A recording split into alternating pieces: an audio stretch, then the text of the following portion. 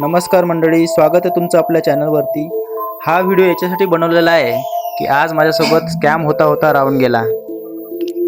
तर सकाळी असं झालं की मला फेसबुकवरून एका महिलेचा मेसेज आला की तिला कशाची तरी मदत हवी होती। त्याने मला सांगितलं की मला माझ्या मुलासाठी पैसे हवे आहेत। म्हणलं कशासाठी पैसे हवेत? तर तिने सांगितलं की माझ्या मुलाला ब्लड चढवायचं आहे। तर म्हणलं ठीक आहे बाबा, आपल्याला ब्लड चढवायचं आहे तर मी तुम्हाला पैशाची मदत न करता इथं काही आपले डोनर लोक आहेत जे ब्लड ब्लड देऊ शकतात, ते आपल्याला इथं पाठवता येतील।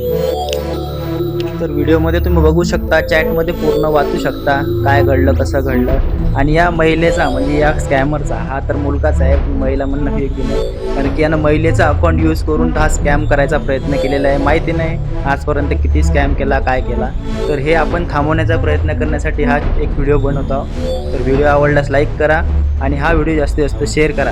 आणि या अकाउंटचं जे नाव आहे हे आपल्याला व्हिडिओमध्ये दिसणार आहे शेवटी, तर व्हिडिओ पूर्ण बघा। तर मी जेव्हा त्या महिलेला बोललो की मी तुम्हाला तिथे डोनर वगैरे पाठवतो तुमच्या मुलाला वगैरे ब्लड चढवण्यासाठी, तर तो लगेच चेंज झाला। तो बोलला की नाही, मला ब्लड मिळालेलं आहे पण मला 900 रुपयाची गरज आहे। म्हटलं ठीक आहे, 900 रुपयाची गरज आहे तर तुम्ही मला स्कॅनर वगैरे पाठवा तुमचा, किंवा फोनपे नंबर पाठवा, जेणेकरून मला कळलं पाहिजे की नेमकं नाव कोणाचं आहे, याच्यासाठी ते मी मागवत होतो। तर त्यांचं म्हणणं असं आलं की माझा फोनपे अकाउंट नाही आहे आणि तो मायनसमध्ये गेलेला आहे। म्हटलं ठीक आहे, मग कोणाचा देतास? तर त्यांनी सांगितलं की मी एका शॉपवाल्याचा, जे की पेमेंट वगैरे घेतात, त्याचा स्कॅनर पाठवतो। तर तो स्कॅनर वगैरे पण मी या व्हिडिओमध्ये दाखवलेला आहे। तो पण एका व्यक्तीचा आहे, मला तर वाटते हा त्याच व्यक्तीचा असेल, तो जो स्कॅम करायला पाहत आहे। याच्यामध्ये बघा स्कॅनरसुद्धा आहे। मग नंतर मला याच्यावरती डाऊट असा वाढत गेला। नंतर मग मी त्याला थोडंसं घाबरवण्यासाठी मग अजून त्याला म्हणजे नाही का, म्हणजे त्याच्या तोंडातून ते सत्य बाहेर आलं पाहिजे याच्यासाठी मी त्याला अजून काही प्रश्न करायला लागलो आणि त्याला सांगितलं की माझी एस-पी साहेबासोबत ओळख वगैरे आहे, थांब मी तिथे जाऊन चेक करतो, त्याच्यानंतर पैसे वगैरे टाकतो। त्याच्यानंतर तो चिडला, तुम्ही व्हिडिओच्या शेवटी बघू शकता, म्हणजे आई बहिणीवर शिवाय द्यायला लागला। याचा अर्थ सरळ सरळ झाला की लेडीज कोणतीही शिवा वगैरे देत नाही, किती गरज असली तरी शिवा वगैरे अशी देत नाही। हे 100% खरं झालं की हा आता स्कॅमरच आहे ना, माणूस आहे नाही तर पोरगा आहे कोणता तरी।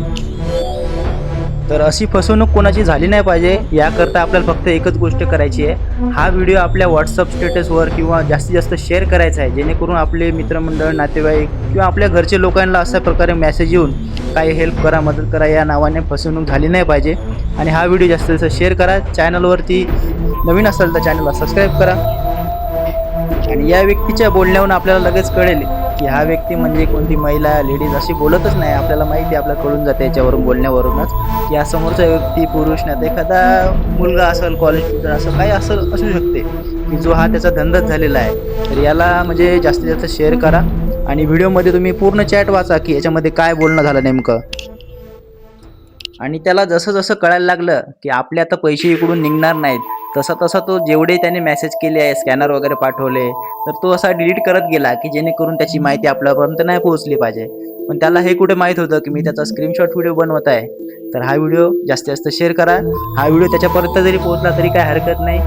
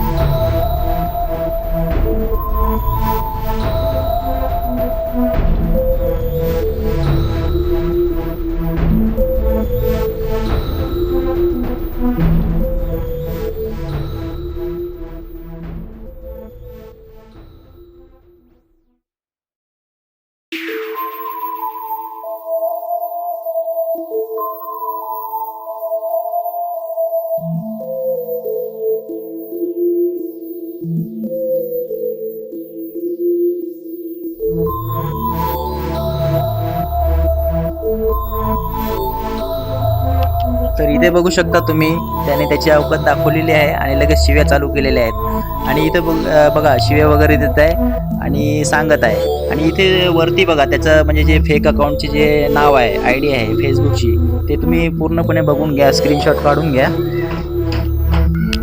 आणि इथे जो सांगत आहे लेडीजचं नाव, ते लेडीजचं खरं नाव नाही आहे, त्याचं नाव दुसरंच काहीतरी आहे. पण तुम्ही हा व्हिडिओ याच्यासाठी बघा की या आयडीने तुम्हाला सुद्धा मेसेज येऊ शकतो. आणि मग लगेच त्याने मला ब्लॉक केलं. इथं बघू शकता त्याने लगेच मला ब्लॉक करून टाकलेलं आहे. पण त्याला हे सुद्धा माहिती नाही की त्याचा व्हिडिओ पूर्णपणे आपल्याकडे आलेला आहे.